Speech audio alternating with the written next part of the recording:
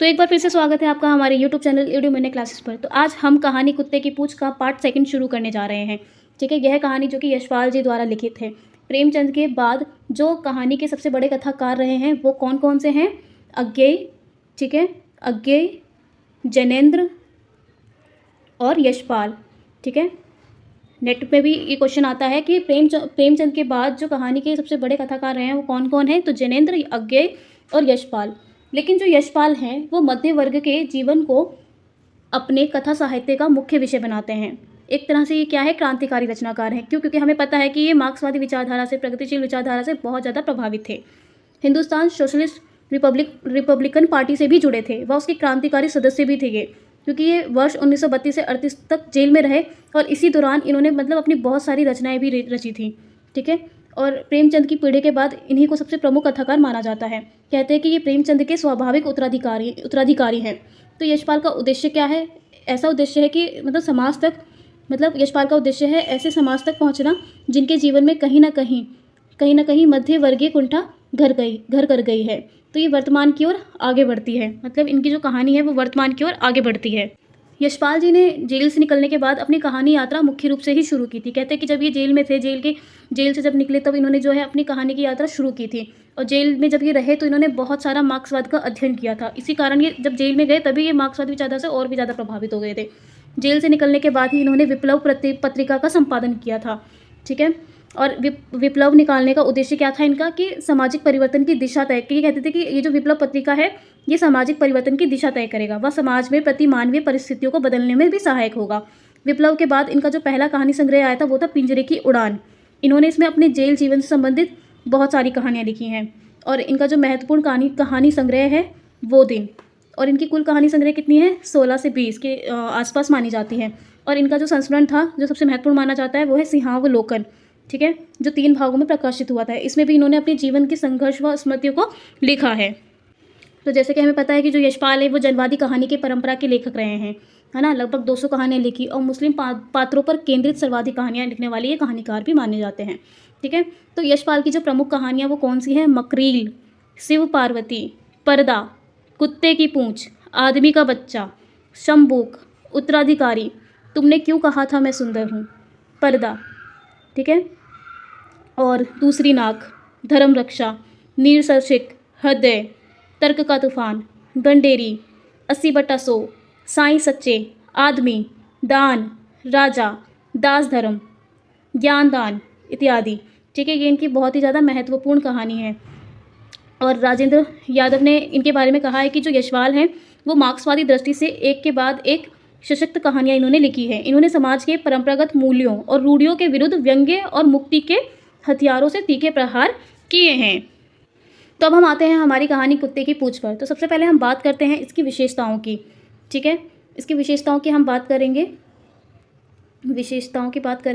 तो आप इस कहानी में देखेंगे कि मध्य वर्ग की कुंठाओं के बारे में, उसके पाखंड के प्रदर्शनी के बारे में, कि रूढ़ियों का नए ढंग से किस तरह से यशपाल जी ने इस कहानी में रेखांकन किया है, उसके बारे में भी आप इससे परिचित होंगे। मध्य वर्ग में किस तरह का स्वार्थ छिपा हुआ है, झूठे मूल्यों का आग्रह मध्य वर्ग किस तरह से करता है, पूंजी का भेदभाव, मध्यवर्गीय नैतिकता का आडंबर इसमें आपको दिखेगा, शोषण और मुनाफाखोरी पर आधारित संस्कृति का अधोपतन दिखेगा आपको, बाल मजदूर बनाए जाने की अमानवीय प्रक्रिया इसमें आपको नजर आएगी, है ना। क्या नाम है उसका, हरीश के माध्यम से आपको वो नजर आएगी। अस्तित्व बोध की चेतना का विस्तार और एहसासों की तीव्रता भी आपको हरीश के अंदर इसमें दिखलाई पड़ेगी। और इसमें जो ये कहानी है पूरी तरह से बाल श्रम पर केंद्रित है ना। इस कहानी का जो मुख्य मेन कैरेक्टर है वो कौन है? हरीश है ना, जिसका नाम पहले हरुआ था। उसे हरुआ से हरीश बनाने में इस मध्य वर्ग की बड़ी भूमिका रही है। तो ये क्या है? बाल श्रम से केंद्रित कहानी है ये। ठीक है, तो अब हम बात करते हैं इस कहानी के कथ्य की। ठीक है, क्वेश्चन भी आता है कि इस कहानी का कथ्य क्या है। तो इस कहानी का मुख्य कथ्य है, इस बाल श्रम की समस्या के बहाने हरुआ से हरीश बने बच्चे के बदलते हुए मनोविज्ञान और व्यवहार के बहाने मध्यवर्गीय समाज की सामाजिक विसंगतियों, उसकी विद्रूपताओं एवं उसके अवसरवादी चरित्र को रेखांकित करना इस कहानी का मुख्य कथ्य है। और अगर हम बात करें दोस्तों कहानी के शिल्प की, ठीक है, कहानी के शिल्प की अगर हम बात करें तो इस कहानी के शिल्प में विचार केंद्र में है, विचार केंद्रित कहानी है ये। विचार के अनुरूप ही यशपाल जी ने पात्र, भाषा, शैली, इसकी प्रविधि का सृजन किया है। एक तरह से यह कहानी व्यंग्यात्मक शैली में लिखी गई है। इस कहानी में यशपाल जी ने व्यंग्यात्मक शैली का उपयोग किया है।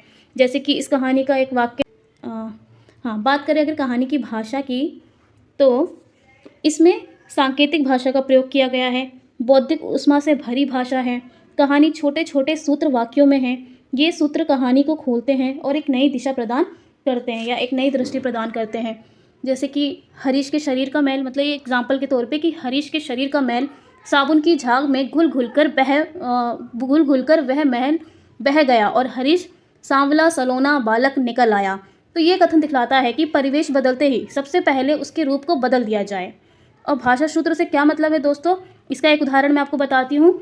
जाने कैसा भुक्कड़ है, इन लोगों को कितना ही खिलाओ समझाओ इनकी भूख बढ़ती ही जाती है।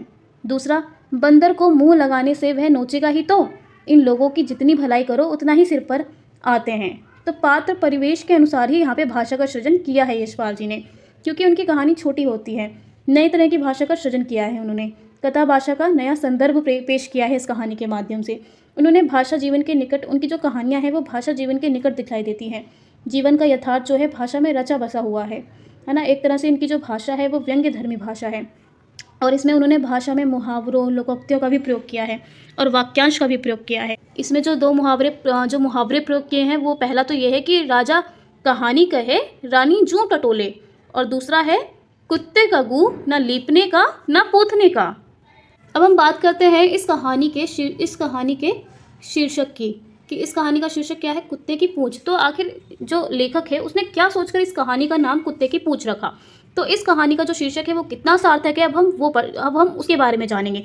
सबसे पहली बात तो इसका जो शीर्षक है वो अपने आप में एक व्यंग्य है ना, अपने आप में एक व्यंग्य धर्मी शीर्षक है। शीर्षक अपने आप में बहुत कुछ कहता है कि हम एक ऐसे समाज में हैं जहाँ एक व्यक्ति, एक वर्ग दूसरे वर्ग को कुत्ते की पूंछ की तरह कहता है। इस तरह की दृष्टि यशपाल के कहानी संसार में दिखलाई पड़ती है, जहां यशपाल ऐसी दृष्टि के पाखंड का उद्घाटन करते हैं। इस कहानी में हरीश का चरित्र ऐसा है जो इन चरित्रों के पाखंड को उद्घाटित करने वाला है, क्योंकि हरीश के व्यवहार में आया हुआ वह परिवर्तन इनके चरित्रों को बेनकाब करता है और उनके स्वभाव की तमाम विसंगतियों की ओर इशारा करता है। इस कहानी की शिल्प और प्रविधि बहुत ही रोचक है, जहाँ कहानी कहना और सुनना दोनों अपने आप में बहुत रोचक लगता है। तो अंत में हम निष्कर्ष के तौर पर यह कह सकते हैं कि ये कहानी जिस दौर की है उस दौर में मध्यवर्गीय जीवन के मूल्य की विसंगतियाँ व भारतीय समाज की विसंगतियाँ, मध्यवर्गीय जीवन की कुंठाओं की विसंगतियों का उद्घाटित करती है और जीवन के नए सत्य की ओर ले चलती है यह कहानी। तो इसकी जो कहानी है उसका जो सारांश है वो हम अगली वीडियो में पढ़ेंगे, पार्ट 3 जो मैं इसका लेकर आऊँगी। आशा करती हूँ आपको ये वीडियो समझ में आई होगी और पसंद आई होगी। तो लाइक कीजिए और सब्सक्राइब कीजिए हमारे चैनल को। Thank you.